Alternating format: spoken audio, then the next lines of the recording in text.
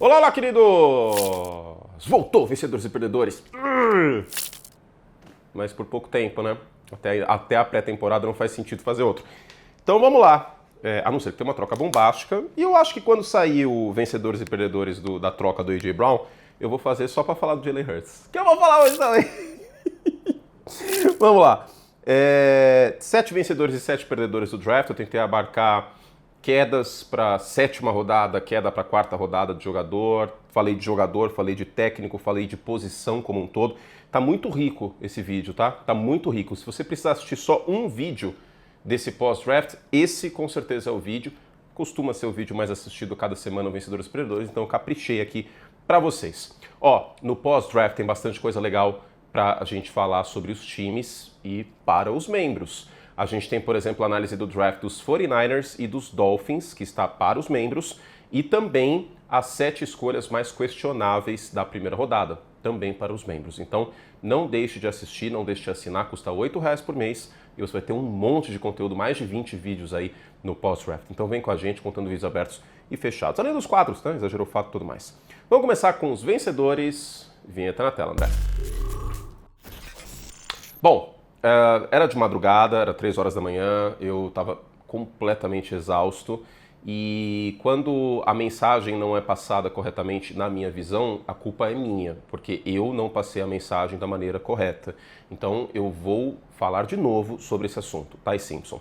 Primeiro, ele está nos vencedores aqui justamente pelo que eu quis falar na quinta-feira de madrugada. Era disparado o melhor cenário para o Ty Simpson. Mas ninguém imaginaria que ele iria para os Rams. Não, calma aí, não é bem assim. Havia rumores, sim, de Arizona muito forte e de Rams. Se você fosse nas cotações, nas odds, os Rams estavam pagando 7-1 e eram o vice-favorito, era o segundo colocado nas odds. Então, não é como se fosse a maior surpresa da história do mundo. O que foi surpresa, sim, foi na 13ª escolha, sem dúvida nenhuma. Foi questionável? Sim, foi questionável. Foi a pior escolha, coisa horrível. Oh, meu Deus, vai ser um caos. Os Rams jogaram no lixo.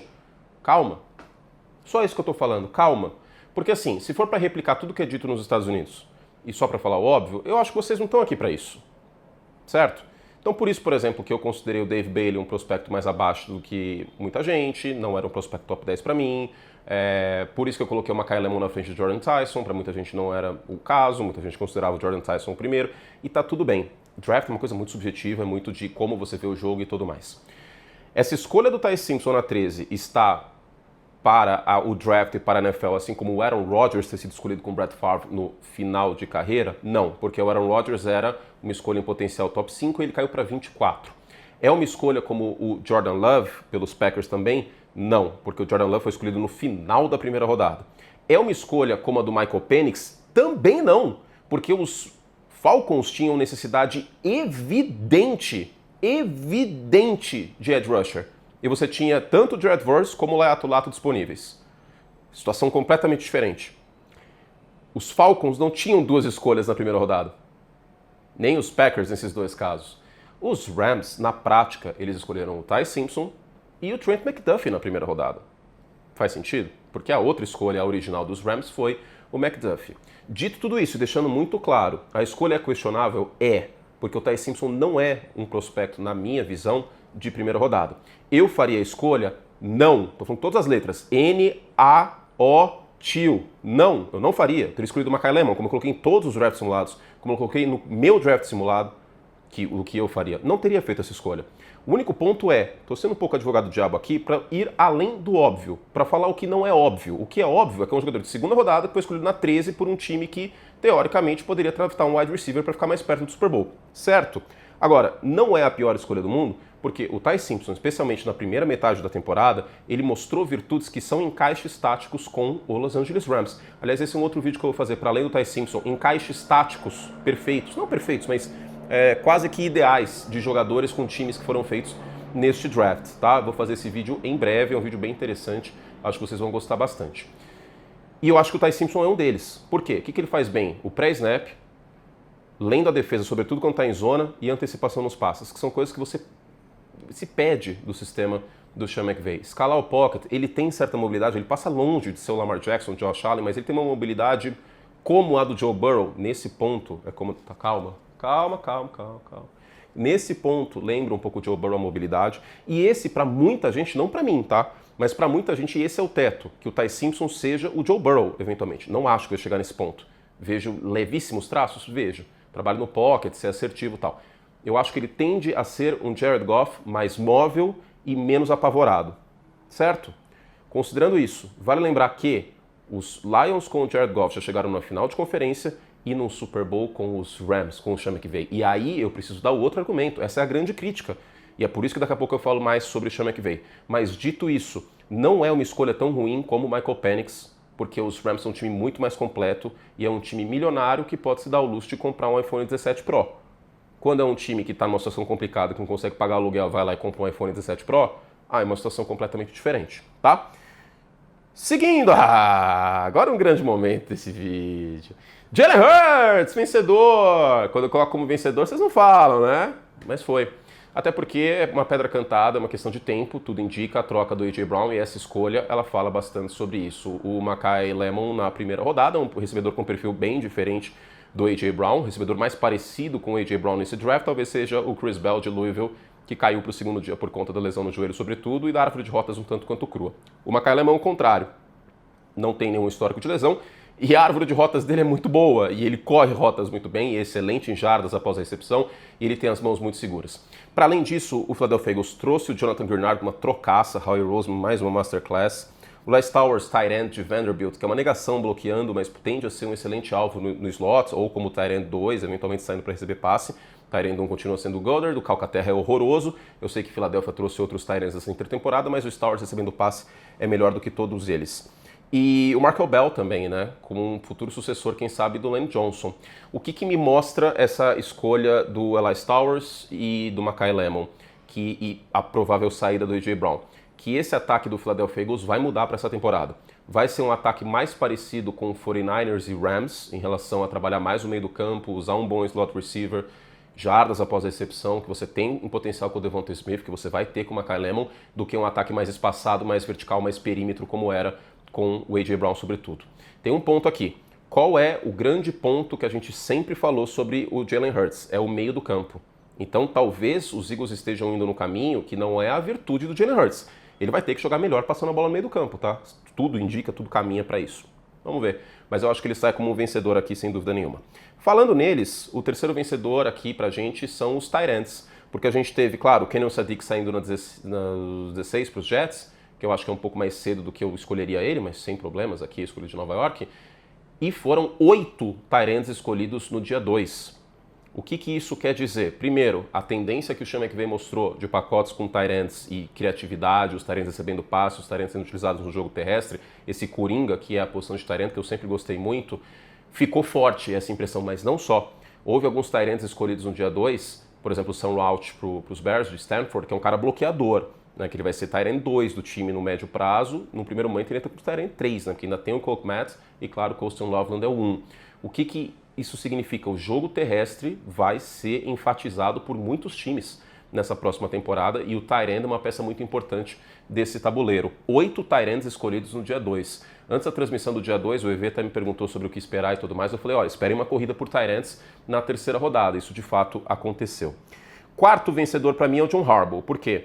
Primeiro porque rumores saíram de que o Dexter Lawrence não estava muito contente com a potencial agenda que ele ia ter com o John Harbaugh, que é um técnico um pouco mais durão. E aí o John Harbaugh, neste momento, é o primeiro-ministro do New York Giants, tá? O Schoen é a rainha da Inglaterra, quer dizer, o rei da Inglaterra, né? Porque agora é o rei Charles. Eu não me acostumei com isso. E o John Harbaugh é quem manda. Tá muito evidente pelas escolhas e por tudo que aconteceu. Você não vai querer treinar todo dia, forte, pesado? Tá bom, Jack Dexter Lawrence, vai pra casa do cacete, tchau. Manda o cara embora e ainda consegue uma primeira rodada. E eu acho que as duas escolhas, elas foram muito no perfil recente do que o John Harbaugh viu nos Ravens. Por quê? O Arvell Reese, primeiro que a gente considera ele um edge rusher, mas hoje ele já pode contribuir como um bom off-ball linebacker, coisa que os Ravens sempre tiveram, queira ou não, aí na era John Harbaugh, no início, no final da carreira do Ray Lewis, depois C.J. Mosley, Roquan Smith e tudo mais, já falei sobre isso. Segundo, que o potencial dele é incrível. Terceiro, que você pode fazer vários fronts criativos, já considerando que você tem o Brian Burns, que você ainda tem o Kayvon Thibodeau, que você tem o Abdul Carter e tudo mais. E também, pela outra escolha, que foi o Francis Manoa. O time tem o Alemanor no lado direito e o Manoa pode ser movido para guard do lado direito no primeiro momento, que eu acho que é onde ele tende a brilhar ainda mais na NFL. Isso fortifica o jogo terrestre com o Cam Scatterable e, óbvio, protege mais o Jackson Darts. E o Lamar Jackson teve problemas de proteção no passado recente, então fez sentido. Seriam as escolhas que eu faria? Com o Caleb Downs disponível na 10, não. Eu teria escolhido o Caleb Downs, mas eu super entendo o que os Giants fizeram. Ainda teve o Colton Hood, que eu achei uma escolha sólida mais pra frente. E o Malachi Fields, eu não gosto do recebedor. Eu acho ele um recebedor com muita dificuldade de criar separação, é um alvo grande, mas não somente isso. Mas é um perfil que os Giants não têm hoje. Então é um draft bom dos Giants, não foi o melhor draft pra mim, mas um draft bom. E o John Harbaugh sai como vencedor, porque ficou muito evidente que quem tá dando as cartas é ele. Quinto vencedor, o Steve Spagnuolo. As 3 primeiras escolhas do Kansas City Chiefs foram o lado defensivo da bola. Muita gente estava imaginando que os Chiefs queriam deixar cornerback para o final do draft, dar na mão do Spagnuolo, o Spagnuolo se vira, o Spagnuolo lapida, desenvolve, popopopopó. Não, eles fizeram isso anteriormente. O Trent McDuffie foi uma escolha, se eu não me engano, a 22 na primeira rodada. Agora eles draftaram o Mansour Delane, que muita gente compara ao Trent McDuffie pela questão técnica, pela inteligência e também por não ser um freak, sei lá como fala essa palavra em português abrasileirado. Freak em inglês, mas freak não é tão legal de falar como freak. Freakazoid, bom desenho, inclusive. Põe um Freakazoid aí, André. Vou avisar você no WhatsApp pra pôr o Freakazoid. Era um bom desenho, né? Quem que dublava? Era o Guilherme Briggs, né? É o GOAT. O Guilherme Briggs acho que é o melhor dublador que a gente teve aí na história. Fez o Buzz também, enfim. O Guilherme Briggs é fantástico. O Cosmo também, adorava o Cosmo. Voltando. Questão do Mansour Delane, tamanho do braço, altura e tudo mais, que não é o ideal, talvez, para a posição, mas principalmente o tamanho do braço que você quer na posição de cornerback. Vocês sabem que eu prefiro cornerbacks mais altos, com braço mais longo, mas tudo certo. Uma escolha de um jogador muito técnico, que eu acho que é um upgrade para hoje, considerando que Kansas City perdeu os 2 titulares, inclusive os 2 estão nos Rams. Aí a segunda escolha foi o Peter Woods, que eu acho que é um complemento muito interessante na linha para o George Karlaftis, mas principalmente para o Chris Jones, porque o que o Peter Woods faz muito bem hoje é pressionar o quarterback, ele precisa ser um pouco mais consistente. E o Armason Thomas, que é muito bom pressionando o quarterback com força, mas ele precisa ampliar o arcabouço de pass rush dele, de ferramentas, e é um jogador muito intenso. Eu acho que ele vai combinar bastante com o Spagnuolo. Então eu não vou nem colocar o Mahomes aqui como perdedor, tal, não draftou offensive tackle. Em nenhum momento eu esperava que Kansas City fosse realmente draftar offensive tackle, tanto que eu não coloquei nenhum mock. Mas não draftou recebedor, tá tudo bem também, não é como se o corpo de recebedores de Kansas City fosse ruim, né? Não draftou alto recebedor e tudo mais. Tá tudo bem. Eu acho que Kansas City precisava reforçar a defesa, que ela caiu de produção no ano passado. Falei isso algumas vezes. O Spagnuolo tem 3 peças bem legais para trabalhar. Sexto vencedor, coloca aí o futuro quarterback de Jets e o futuro quarterback dos Browns, porque a terraplanagem foi feita e foi feita muito bem. No caso dos Jets, na primeira rodada a gente teve o Omar Cooper e o Kenan Sadiq. O Omar Cooper um alvo muito seguro, teve a mais bonita recepção do college football ano passado, inclusive no fundo da endzone contra a Penn State. E o Kenan Sadiq é um tremendo alvo na red zone, foram 8 touchdowns no ano passado por Oregon. Então a terraplanagem está sendo bem feita. Ainda tem o Garrett Wilson, ainda tem o Breece Hall, acho que os Jets saem bem posicionados para o quarterback que eles tiverem. Arch Manning, Dante Moore, LaNorris Sellers, em breve falarei sobre os quarterbacks do ano que vem. CJ Carr, tem um monte, pode sair uns 5 na primeira rodada.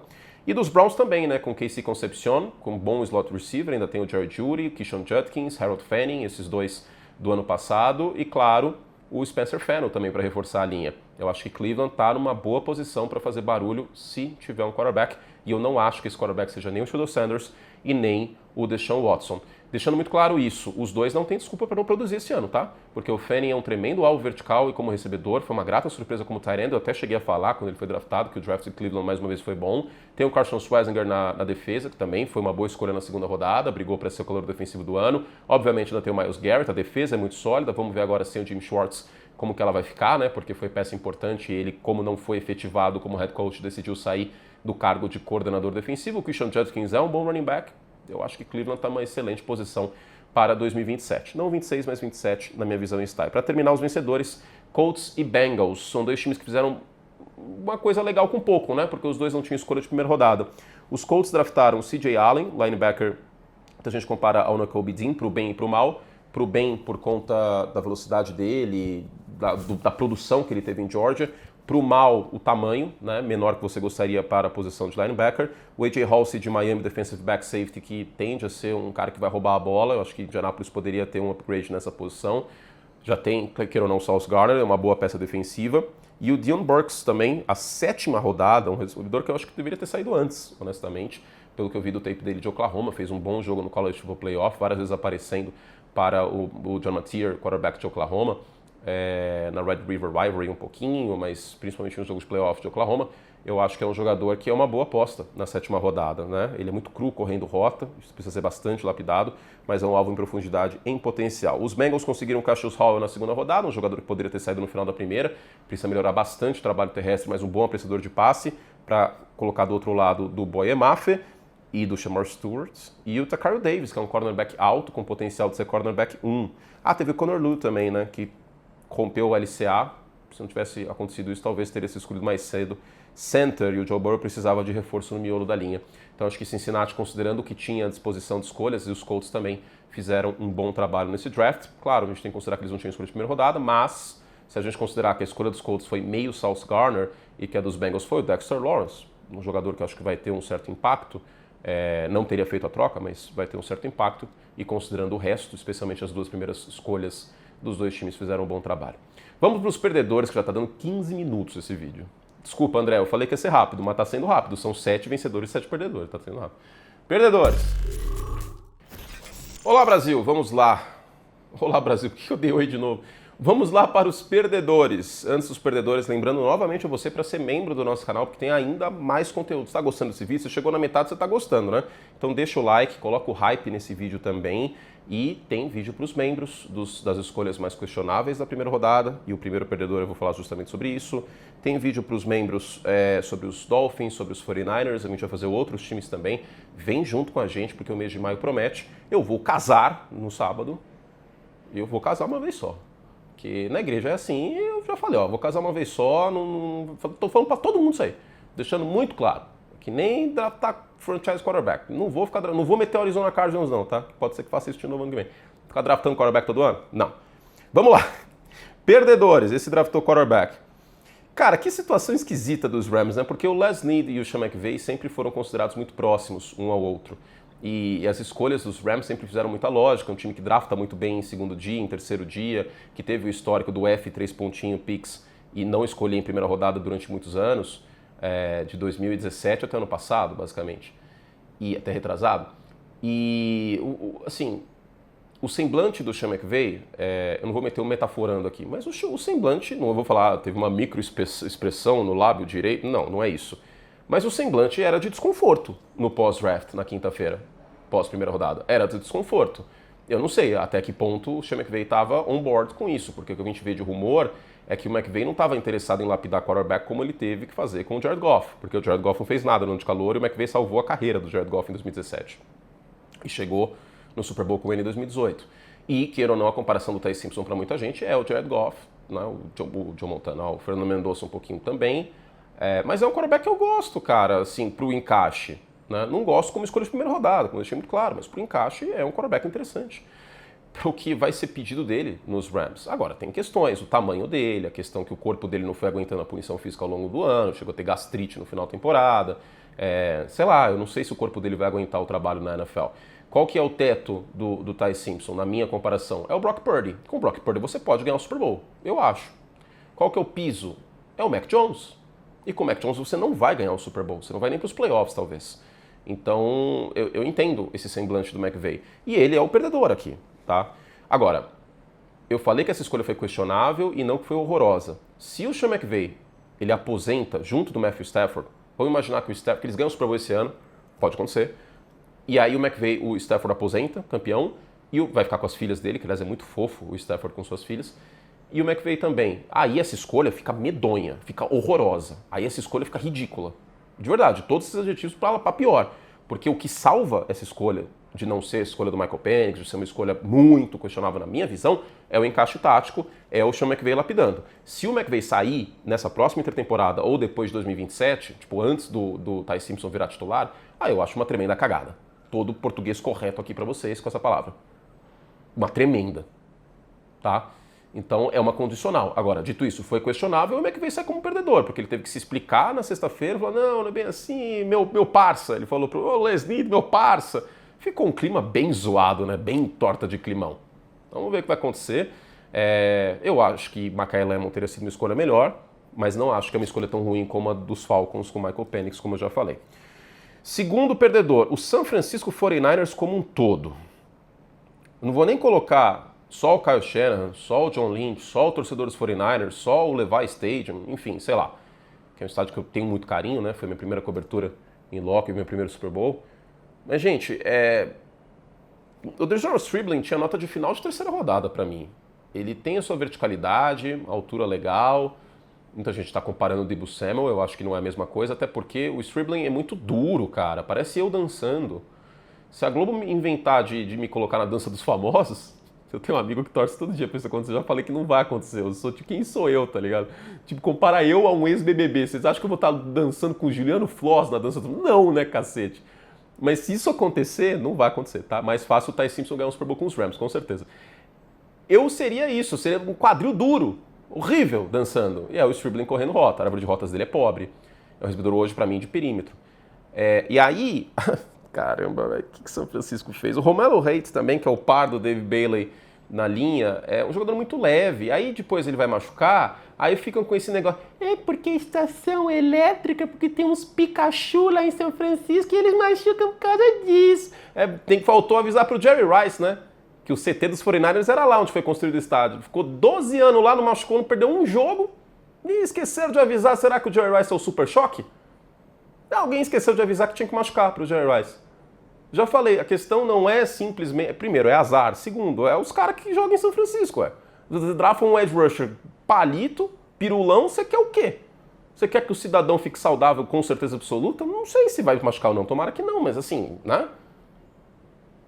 George Kittle. Pô, George Kittle tem história de lesão faz tempos. Ele machucou fora de casa, mas quando na Filadélfia, a gente vai colocar na conta do Pikachu?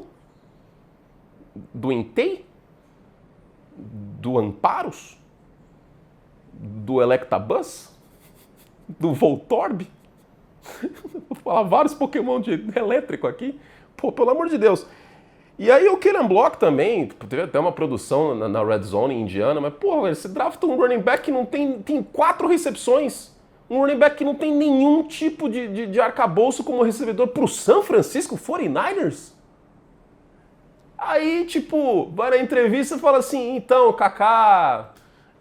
vocês draftaram meio fora do consenso. O que importa é o consenso aqui dentro do nosso prédio. Gente, não vai dar certo isso aí, velho. Honestamente.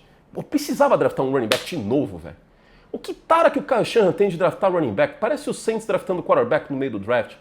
Todo ano precisa fazer isso? Pô, pelo amor de Deus, cara. Assim, pra mim é perdedor. Sei lá o que vai acontecer. Mas foi o draft mais questionável. Com certeza absoluta foi São Francisco. Terceiro perdedor, torcedor dos Vikings. Por quê? Porque viu o Roy Roseman dando um nó na diretoria, recém-postada diretoria, com o Jonathan Greenard. Caleb Banks na primeira rodada, altíssimo risco, altíssima recompensa, um jogador enorme, muito capaz de evoluir, mas com uma lesão no pé que me preocupa. Jogador grande com lesão no pé nunca é um bom sinal. Pode ser que seja um tremendo bust, e eu não acho que Minnesota esteja em posição de arriscar. Draftou o Dominic Orange depois, mais pra frente, o Laranjão. Mas também não acho que seja um jogador tão extraordinário, mas onde ele foi draftado, tudo bem. O Jake Galloway é um jogador muito rápido, instintivo, mas que tem problema em taclear em força de jogo, linebacker da segunda rodada. Então, assim, eu não gostei muito do draft de Minnesota, não. Eu consigo ver o time ganhando a divisão? Sim, eu consigo, mas eu acho que corre por fora e eu acho que nessa intertemporada não é como se os Vikings, tirando o Kyler Murray, tivessem feito muito para ficar mais próximo do resto da divisão. Se eu tiver que apostar hoje, Minnesota é a quarta força da NFC Norte. É uma quarta força que ganharia título em outras divisões, talvez? Talvez. É uma quarta força que pode ganhar o título de divisão? Sim, mas eu queria ter visto mais do Minnesota Vikings. E não draftou um safety alto. Quarto, perdedores. Agora são 2. Primeiro, a maior queda de um quarterback. Aliás, vai ter vídeo para os membros sobre quedas do draft, tá? Eu vou colocar o pica-pau nas cataratas de thumbnail. A maior queda de um quarterback foi escolhido e a maior queda de um quarterback que não foi escolhido. Vou colocar os dois juntos. A maior queda de um quarterback que foi escolhido, Garrett Nussmeier, que eu acho que caiu num cenário fantástico, que é ser reserva em Kansas City. Vocês lembram que eu falei durante todo o processo que ele é um reservão de luxo. Show de bola, Garoppolo Kids. E ele caiu por conta da questão da lesão, né? Na espinha e tal, aí quadríceps, sei lá. Eu não soube entender muito bem, porque eu li rápido, mas ele caiu por conta de uma lesão que ele estava sofrendo no ano passado, mas é um quarterback com precisão de curta distância, um trabalho de pocket até ok, como reserva, show de bola. Dá para argumentar que como reserva é melhor que o Justin Fields. Não, calma aí. Vamos ver o que vai acontecer. E o outro, quando eu fiz o vídeo do Prateleiras de Quarterbacks, ficou um monte de gente falando, e o Diego Pavia? Porque eu curto e odeio o Diego Pavia. Calma, gente. O menino não tem braço forte, velho. Você vê o tape dele, a bola vai perdendo força no final. A altura dele não é o ideal para a NFL. As entrevistas foram calamitosas. No Combine, saiu rumor agora, acho que foi o Tom Pelissero que falou que ele meteu louco pros times assim, não, eu quero ser titular. Pô, irmão, se enxerga, velho, pelo amor de Deus. Sério mesmo? Que você é um prospecto considerado pro dia 3 e você vai no Combine e mete esse louco? Ah, não, né? Acho que calma nós, né? Acho que o calma nós é muito importante aqui, pô. Pelo amor de Deus. Tipo, sei lá, seria o equivalente a, pô, sei lá, mano, me chamam pra fazer o desafio de kart aí do Esporte Espetacular. Eu falo, não. Kart? Eu? Não. Eu quero um GT3, no mínimo. Se virem. Tem que saber as suas limitações, as limitações dele hoje. Foi finalista do Heisman, mas eu não teria draftado o Diego Pavia, tanto que eu nem coloquei ele naquela lista. E dito e feito, não foi draftado. E assim, vai ter uma oportunidade no minicamp com os Ravens. Eu acho que ele, como um potencial reserva do Lamar Jackson, ok. Mas foi um choque de realidade, foi um chá de realidade gostoso que teve o Diego Pavia, foi um perdedor desse draft. Quinto perdedor como um todo, Arizona Cardinals, porque das 3 primeiras escolhas, uma foi no running back, não vai render neste ano, é só ver o exemplo do Ashton Jeanty, e a minha teoria, o meu princípio, se você não tem um quarterback mediano para cima, não adianta draftar alto running back, porque ele não vai render, porque a defesa adversária não vai respeitar o jogo terrestre, ele vai ter um monte de box lotado, ele não vai fazer bulhufas. Arizona claramente queria descer, trocar para baixo, acumular escolhas, eventualmente pegar o Francis Manoa, ninguém quis subir para 3, tá bom, vamos de melhor jogador disponível. Num primeiro momento, não vai ser uma boa ideia. Lembrando que, se a gente considerar quanto foi o salário da terceira escolha geral do draft do ano passado, que ainda não tem esses valores este ano, e que os contratos são tabelados em função de onde o jogador escolhe, não a posição, mas onde o jogador é escolhido, neste momento, o Jeremiah Love teria o 7º maior salário em média contratual entre os running backs. Será que compensa? Sendo que provavelmente ele não vai render nesse primeiro ano? Pois é. Então, assim, essa escolha já fica um pouco mais questionável. Agora, eu tava curte paz e amor na transmissão, tanto no primeiro dia como no segundo, né? Esse draft, acho que não era um draft pra descer a lenha em escolhas e tudo mais, né? Tava mais compreensivo, tava mais paz e amor, vou casar no sábado. Aí as pessoas ficavam me pilhando no hashtag e tal. Cadê o curte do Velho Testamento? Papapi, papapó. Eu falei, calma, gente, acho que nesse dia 2, eu acho que ele vai aparecer. Dependendo de onde sair o Carson Beck, aí Arizona vai lá e escolhe o Carson Beck no início da terceira rodada. É brincadeira, cara. É brincadeira. A informação que eu vou deixar pra vocês sobre o Carson Beck, pra eu não me exceder aqui mais do que eu já me excedi, porque eu acho um quarterback muito fraco, um quarterback que tem muito problema quando pressionado, é que ele perdeu 3 jogos no ano passado com uma interceptação no final, incluindo a final nacional contra a Indiana num passe medonho. Não evoluiu em 12 anos de college football. Sério mesmo? Que a Arizona vai lá e drafta um quarterback? Sério mesmo? Na terceira rodada? Na moral, na NFC Oeste? Sendo que a classe do ano que vem é muito melhor, precisava meter esse louco? Se fosse pra meter esse louco, faz que nem os Steelers, que draftaram o Drew Aller, que é um projeto. Sei lá, velho. Taylor Green, drafta um projeto, entendeu? Alguém com potencial, com teto... Carson Beck, nessa altura do campeonato. Se tem 2 quarterbacks que eu achava, assim, muito superestimados, eles se chamam Quinn Ewers e Carson Beck. E a gente viu o que aconteceu com o Quinn Ewers na NFL. Carson Beck na terceira rodada, pra mim, é uma atrocidade. No topo da terceira rodada. Eu não costumo criticar a escolha de segunda e terceira rodada, mas essa aí eu não aguentei. Sexto, a maior queda de um prospecto com valor de primeira rodada para quarta rodada. Jermod McCoy. Ano passado a gente viu o Will Johnson caindo para a segunda rodada para os Cardinals. Essa é uma boa escolha de Arizona. Em termos de potencial, ele não fez muita coisa, mas em potencial tá lá. O Jermod McCoy saudável talvez seria o melhor cornerback dessa classe. Ele caiu para 101 na quarta rodada e os Raiders apertaram o gatilho.